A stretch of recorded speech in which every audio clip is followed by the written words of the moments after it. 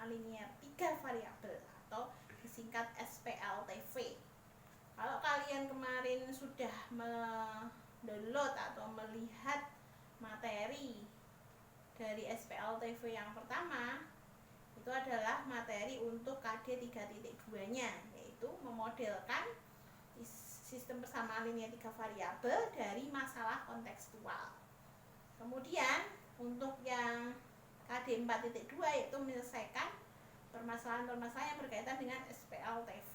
Nah, permasalahan SPLTV itu kan sebenarnya tidak hanya dari masalah kontekstual ya. Bisa jadi dia sudah dibuat dalam bentuk sistem persamaannya, jadi tinggal kita selesaikan. Nah, itu yang kita bahas lengkapnya untuk video kali ini. Kalau kalian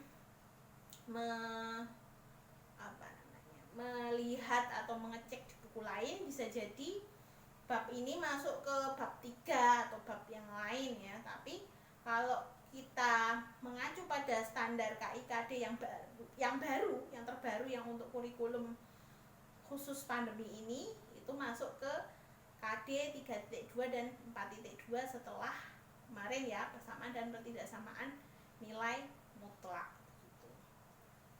Jadi kalau ya ini agak membahas sedikit bahwa KIKD atau KD ya, KD khususnya KD untuk kurikulum khusus pandemi ini sudah dikurangi ya, yang awalnya itu 10 ketika saya membuat video kemarin yang untuk nilai mutlak itu 10, kemudian terbaru update-nya itu adalah hanya 8 KD. Nah, harapannya kan pada masa pandemi ini ya kalian belajar itu bisa lebih fokus pada materi-materi yang sudah sudah terkurangi gitu ya, sehingga tugas kalian juga berkurang dan juga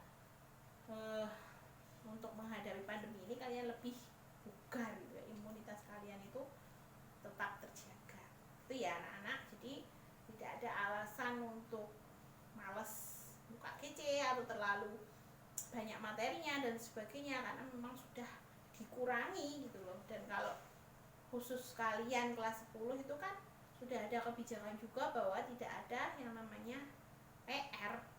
Jadi sebenarnya sangat-sangat ringan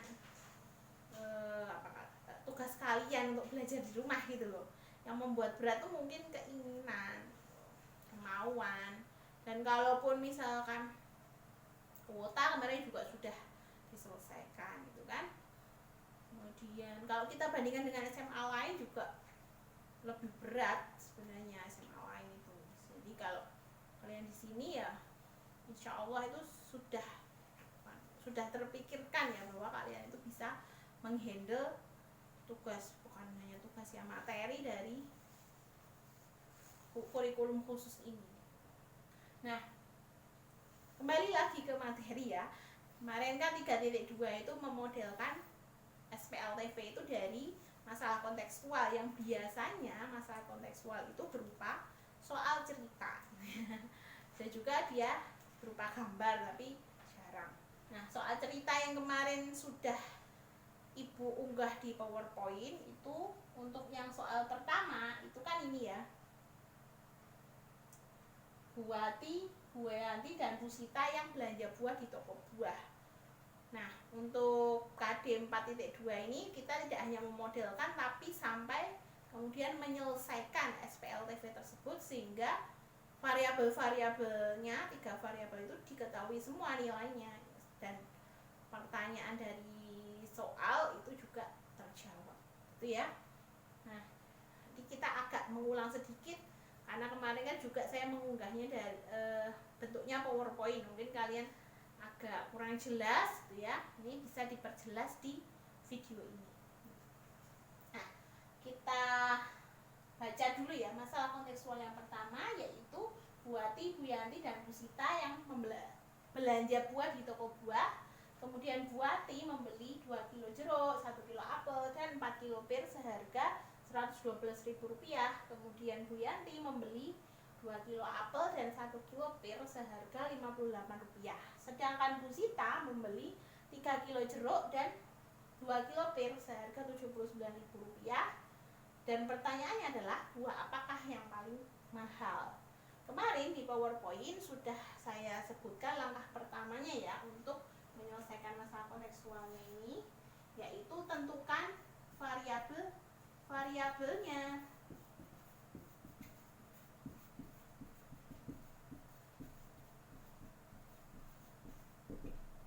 Jadi kalau pada bab ini SPLTV 3 variabel ya, variabelnya ya ada 3 gitu, nggak mungkin 2, 1 atau mungkin 4, 5 dan sebagainya, ya 3 variabel. Nah variabelnya itu apa? Kira-kira mana yang bisa diganti menjadi 3 variabel? Ya bisa jadi buah Bu Yanti dan Bu Sita, atau kemudian buahnya ya, jeruk, apel, pir. Biasanya clue-nya atau kata kuncinya variabelnya itu mana sih? Itu bisa kalian dapatkan kata kuncinya itu dari pertanyaannya. Pertanyaannya kan buah apakah yang paling mahal. Jadi ini bertanya tentang harga buah, maka variabelnya ini ya harga buah gitu. Kita tentukan aja, misalkan variabelnya x, y, z kan boleh ya, atau PQR boleh, atau variabelnya KLM juga boleh. Kalau kemarin di PPT x, y, z ya. Nah kita buat aja x, y, dan z. X itu harga buah apa? Nah kita urutkan saja berdasarkan soalnya ya. Harga buah jeruk sebanyak berapa?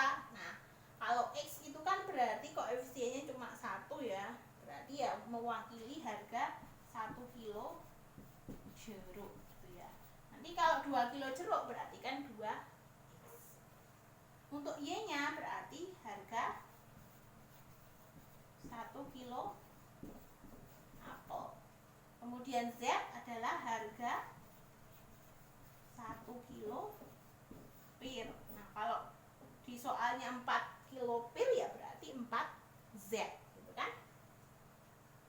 Kemudian dari variabel-variabel tersebut dibentuklah persamaan, yang kemudian persamaannya itu dikumpulkan menjadi 3 persamaan. Karena di sini ada 3 variabel, ya nanti akan membentuk 3 persamaan. Kita buat dulu persamaannya ya, tentukan SPLTV-nya atau persamaan.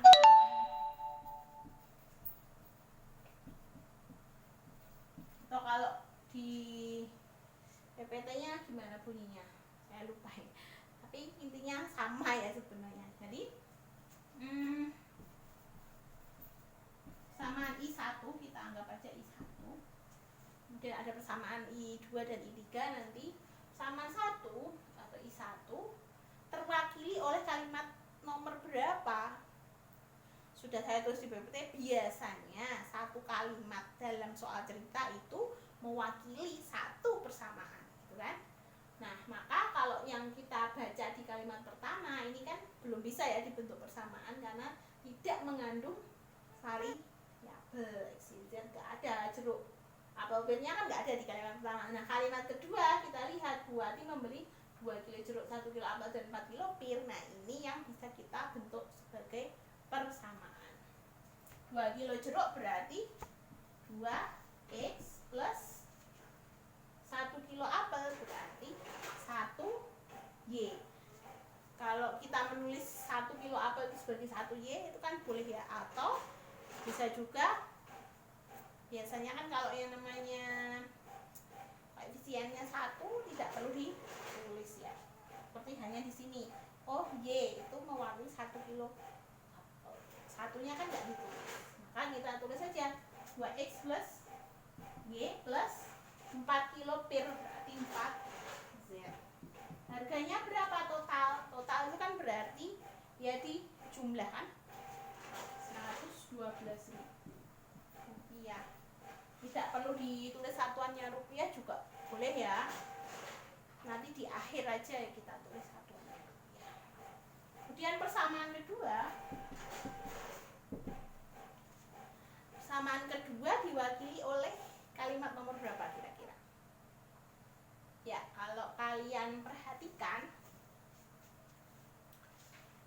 tadi kalimat kedua sudah, sekarang kalimat ketiga. 3. Bu Yanti membeli 2 kilo apel dan 1 pir seharga sekian. Nah, ini kan membentuk variabel ya. Variabelnya yang bentuk persamaan yaitu 2 Y karena 2 apel ditambah 1 Z atau Z sama dengan 58.000 rupiah ya. Kemudian untuk persamaan ketiga, mana lagi yang membentuk persamaan? Kalimat keberapa? Ya kalimat selanjutnya, kalimat keempat. Pusita membeli 3 kilo jeruk, berarti 3X ditambah pirnya berapa? 2Z. Totalnya adalah 79.000 rupiah. Nah, kita bisa lihat ya, ini sudah membentuk 3 persamaan. Maka 3 persamaan yang saling berhubungan ini disebut sistem persamaan linear 3 variabel.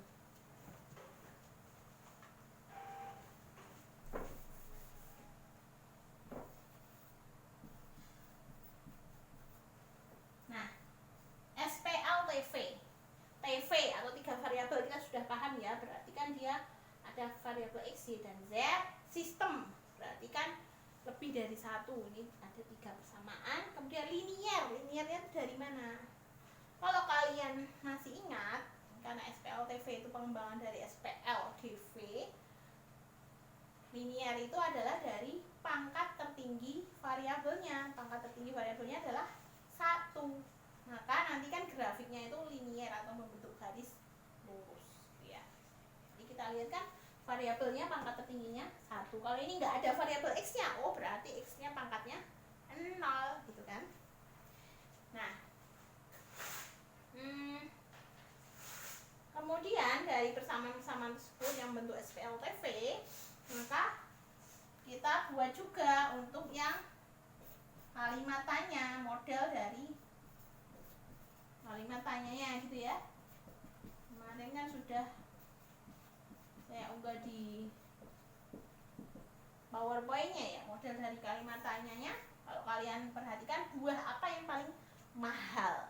Buah apa ya? Bisa jadi buah X, buah Y, atau buah Z, kita nggak tahu. Maka di sini kita modelkan X, Y, atau Z yang terbesar nilainya.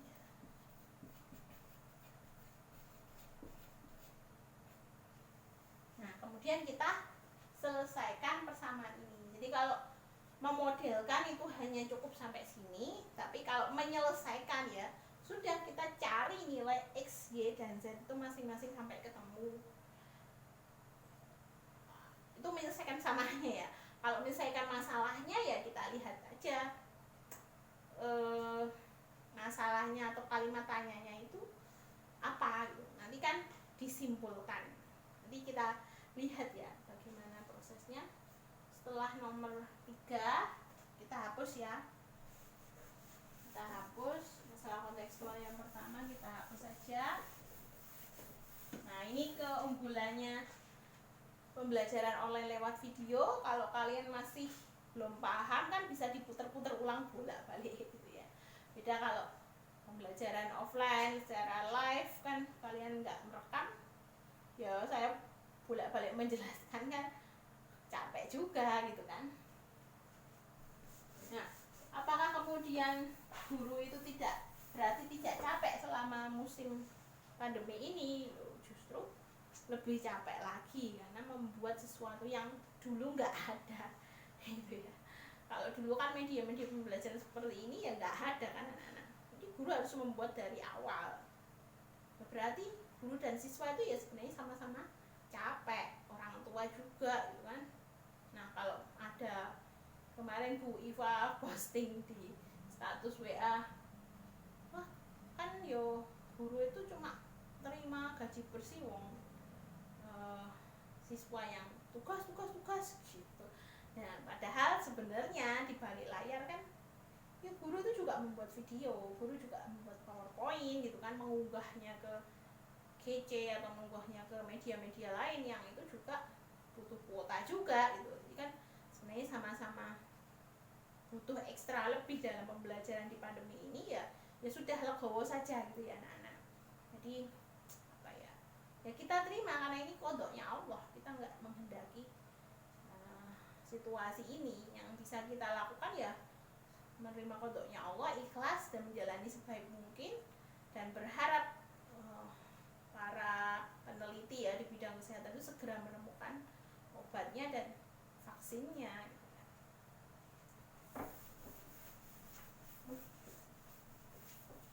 Nah, kita tulis lagi ya SPLTV-nya sama linear 3 variabelnya, yaitu 2x plus y plus 4z sama dengan 112.000, kemudian ada 2y plus z sama dengan 58.000, kemudian ada juga 3x plus 2z ya sama dengan 79.000. Ini persamaan I1 sama I2 samaan I3.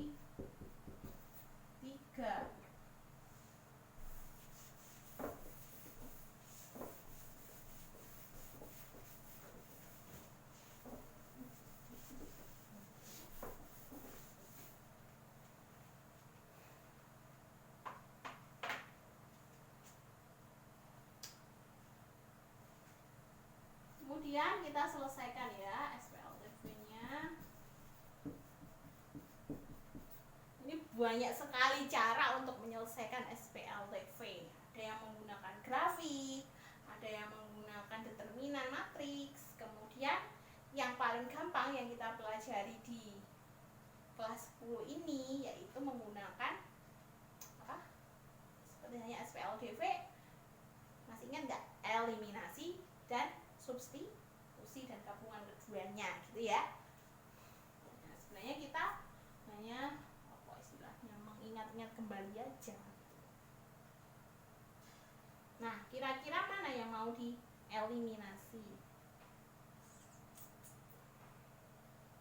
Kalau kita lihat persamaan 1 I1 mengandung X, Y, Z, sedangkan persamaan I2 tidak ada X-nya, persamaan ketiga tidak ada Y-nya ya. Maka yang dieliminasi lebih dulu terserah mau yang mana, mau persamaan I1 dan I2 dulu ya boleh. Kita coba ya. I1 berarti ada X, Y, Z, dan sedangkan I2 ada Y dan Z. Maka yang kita eliminasi untuk nanti kita menuju ke I3 itu bisa dipakai, kira-kira yang dieliminasi apa?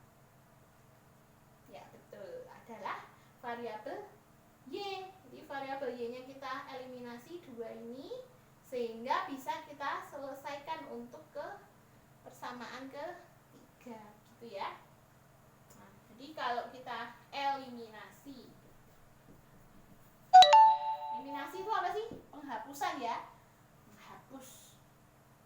Penghapusan variabel Y pada persamaan I1 dan I2. Maka masih ingat nggak mengeliminasi caranya?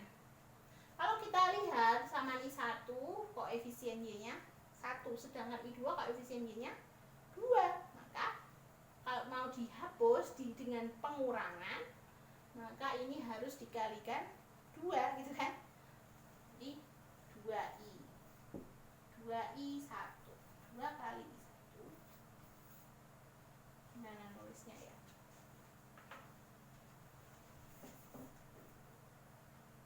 2I1 itu menjadi berapa? 4X plus 2Y plus 8Z sama dengan 224.000 ya. Kemudian I2 tidak perlu kita apa-apakan, cukup menjadi dirinya sendiri ya. 2Y plus Z sama dengan 50.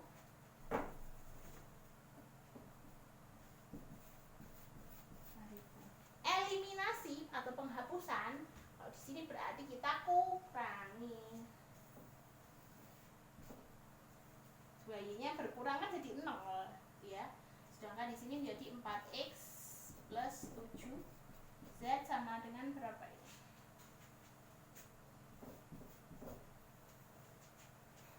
Berarti ini 6 ya. 6, 14 kurangi 8 itu 6, kemudian ini masih 1. Terus 11 kurangi 5 itu 6 juga. Ini masih 1. Nah, ini kan membentuk persamaan baru ya. Persamaan baru yang hanya mengandung dua variabel X dan variabel Z. Kita anggap aja ini persamaan I4. Kira-kira gimana? I4 ini bisa kita operasikan dengan I3 ya kan? Tadi saya bilang menuju ke I3, di mana I3 itu variabelnya hanya X dan Z, I4 juga sama X dan Z. Berarti kita lakukan lagi eliminasi. Eliminasinya bagaimana?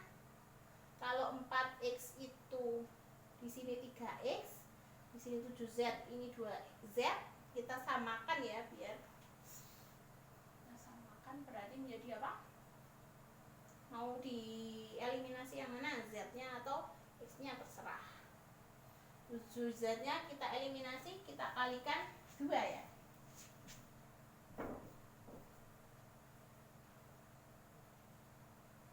Menjadi apa? Terus kita tulis ulang lah ya untuk I3-nya.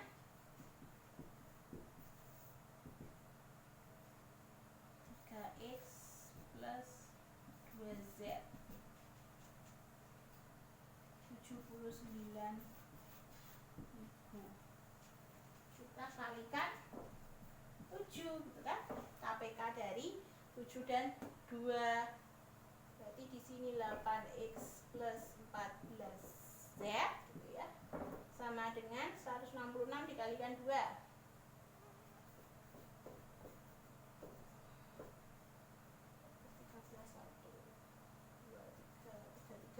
2 ya. 23.000. Kemudian dikalikan 7 menjadi 21X plus 14Z sama dengan 79 kali 7. 9 kali 7 berapa? 63. 7 kali 7 49 tambah 6 553.000 ya. Kita kurangi. Nah, di sini kan berarti Z-nya sudah tereliminasi ya, karena ini jadi 0. Ini kurang ini berapa? Min kurangi 8, 7, 13 ya. 13X ini berapa? 5, 5, 3, 3, 3, 2, 1, 2, 2, 1 ya. Min 221.000 berapa? Enggak salah 17.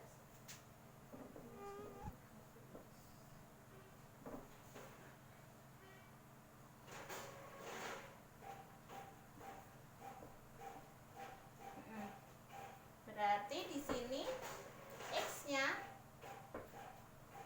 min 221.000 dibagi min 13. Hasilnya berapa? Jadi 17.000. Nah, ketemu kan? Ketemu nilai X-nya. Nah, X-nya itu ketemu. Kita anggap aja ini I5 gitu ya.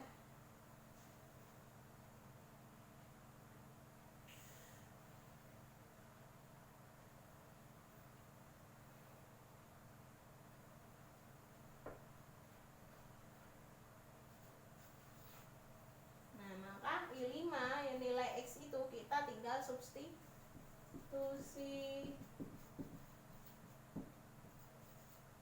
Kalau substitusi itu apa? Penggantian ya. Penggantian nilai dari X yang awalnya bentuk variabel menjadi nilai yang sudah tetap, sudah ditentukan.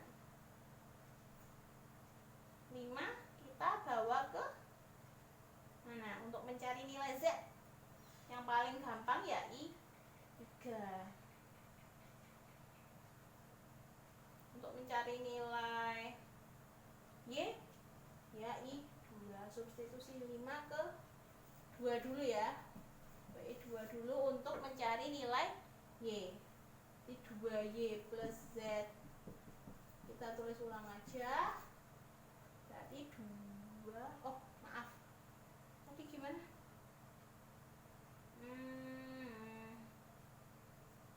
Oh, maaf. Jadi ini tadi X ya, baru X ya, belum Z.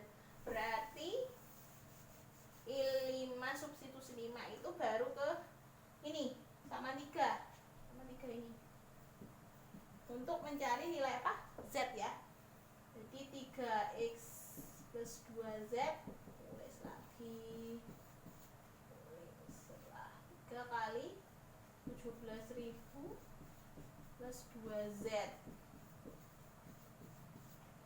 Berarti ketemu langsung pindah ruas ya. 17 kali 3 berapa? 21, 51. Berarti 58.000 ya.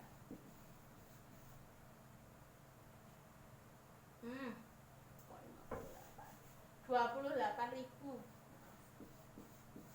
Ya enggak? Ini kan 51.000 dipindah ruas ke sini. Berarti Z-nya ketemu berapa?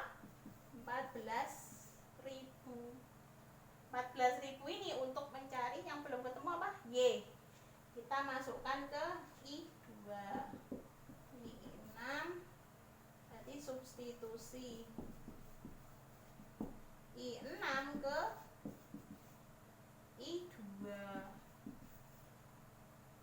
2Y plus Z sama dengan 58.000. Z-nya 14.000. Kurang ini berarti 44.000, ketemu Y-nya 22.000.